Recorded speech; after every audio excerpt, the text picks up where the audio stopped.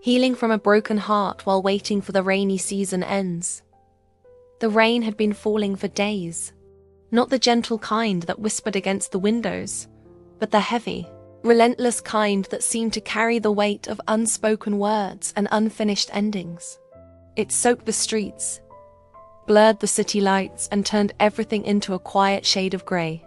Lena sat by the window of her small apartment, watching droplets race each other down the glass. She used to love rainy days. They once meant warm coffee, shared silence, and the comfort of someone sitting beside her. Now, the rain only reminded her of him. It had been 3 weeks since the breakup. 3 weeks since he said, "I don't think I can love you the way you deserve." 3 weeks since her world had cracked open without warning, leaving her standing in the ruins of something she thought would last. She still replayed that moment in her mind, not because she didn't understand, but because she couldn't accept how something real could become nothing. The first week, she cried until her chest ached. She avoided mirrors because she didn't recognize the girl staring back. The second week, she stopped crying. That scared her more, because the silence inside her felt deeper than the pain. Now, in the third week, she found herself in between, no longer drowning, but not quite breathing either. Outside, the rain grew heavier.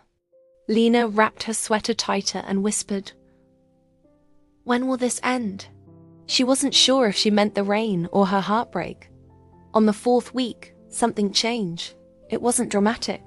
There was no sudden realization, no cinematic moment of clarity.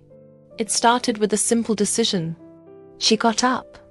Instead of staying in bed, she opened the window slightly, letting the cool, damp air fill the room. The scent of rain drifted in. For the first time in weeks, she made herself a proper breakfast. It tasted like nothing, but she ate anyway. That day she cleaned her apartment, not because she wanted to, but because she needed to move. Physically, mentally, emotionally. Every object she touched carried a memory. The mug he used, the blanket they shared, the book he never finished reading. But this time, she didn't break. Instead, she placed the book back on the shelf. "Some stories don't need to be finished," she murmured. Days passed and the sky remained grey. But Lena began to notice small things. The rhythm of rain against the rooftops. The way puddles reflected the world upside down, as if reminding her that perspective could change everything. She started going out again. At first, it was just short walks.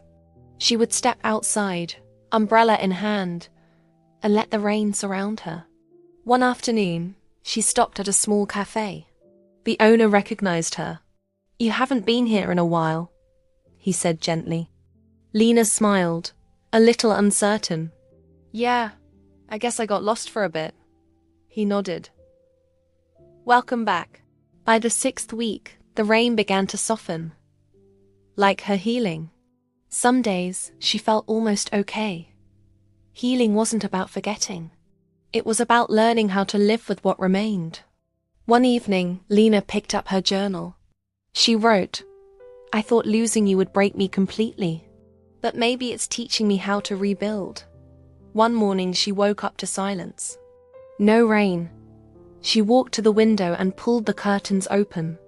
The sky was pale blue, soft, uncertain, but clear. Lena smiled, a real one, growing from somewhere deep inside her. She stepped outside without an umbrella. The ground was still wet, but the storm had passed. She had survived. One evening, as the sun dipped below the horizon, painting the sky in gold and pink, Lena sat by her window again. She whispered, "I'm okay." It wasn't perfect, but it was real. And for the first time in a long time, that was enough. Thank you for watching the video.